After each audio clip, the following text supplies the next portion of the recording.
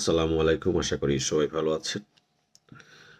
আপনারা জানেন যে ভেনিজুয়েলার প্রেসিডেন্ট নিকোলাস মাদুরো, তাকে ধরে নিয়ে এসেছেন ট্রাম্প প্রশাসন, আমেরিকা।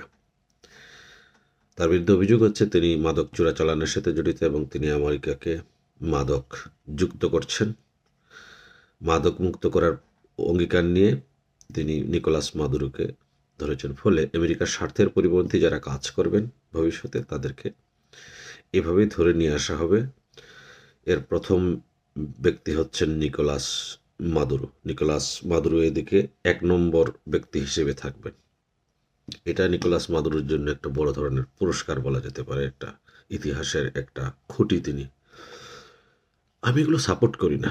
এই যে ঘটনা যেগুলো ঘটছে, মানে কোনো দেশ থেকে কোনো প্রধানমন্ত্রীকে, প্রেসিডেন্টকে তুলে নিয়ে আনা, এটা আজকের এই যুগে যদি আমরা বলি সভ্যতার একটা শিখরে আমরা পৌঁছেছি, আমি মনে করি এই পর্যায়ে এসে এই ধরনের ঘটনা দেখাটা আসলে একটা লজ্জার, চরম লজ্জার। আমরা মোটেও সভ্যতার শিখরে পৌঁছিনি, বরং সভ্যতার নিচের দিকে যাচ্ছি। কতটা নিচে যাব সেটা আমাদের এখন দেখতে হবে।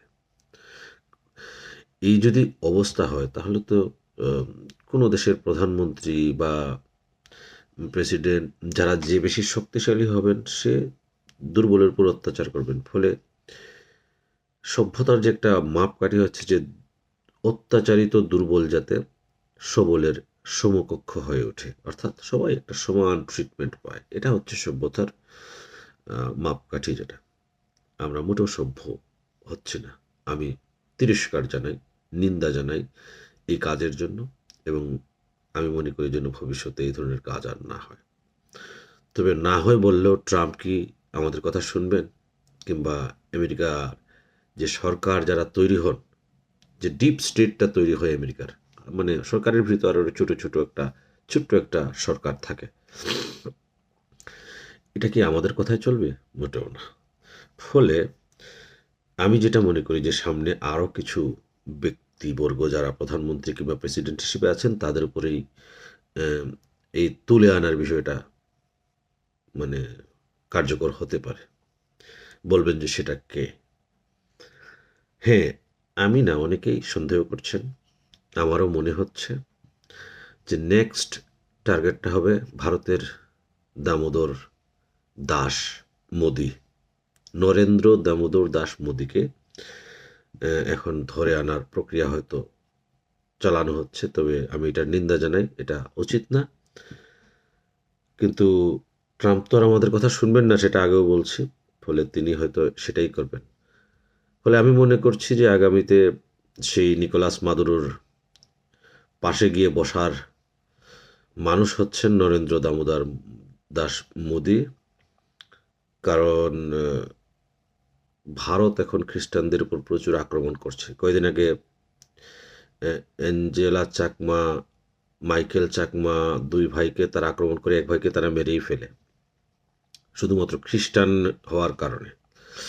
এবং তাদেরকে অন্যান্য ইয়েও করা হয়, টিটকারিও মারা হয়। তারা চাইনিজ, পিঙ্কি, মোমো এগুলো বলা হয় তাদেরকে রাস্তাঘাটে, এবং সেটা তারা আজকে নতুন না, অনেক দিন ধরে এর শিকার হচ্ছে। ফলে এই জন্য এই ভারতের যে নর্থ ইস্ট যেটা বলা হয়, উত্তর পূর্ব ভারত যেটা, সেটা তারা আলাদা হওয়ার জন্য দীর্ঘদিন ইয়ে করছে।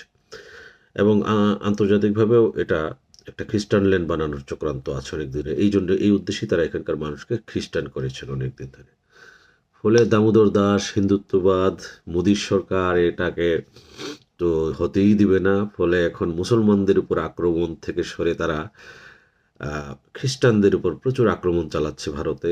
বড়দিনে বিশেষ করে তাদের বড়দিনে অনেক জায়গায় তাদের সাজসজ্জা যেটা ছিল ভাঙা হয়েছে, দোকান ঘরে গিয়ে আক্রমণ করা হয়েছে। এবং দোকান ঘরে যেখানে আক্রমণ করা হয়েছে তারা খ্রিস্টান নয়, তারা জাস্ট বিক্রির অপরাধে, অর্থাৎ ওই বড়দিনের বিভিন্ন জিনিসপত্র থাকে না, টুপি টুপি এগুলো মিলে, ওগুলো বিক্রি অপরাধে তাদেরকে আক্রমণ করার সময় আক্রমণগুলো যেন তেন নয়, বেশ নিষ্ঠুর আক্রমণ।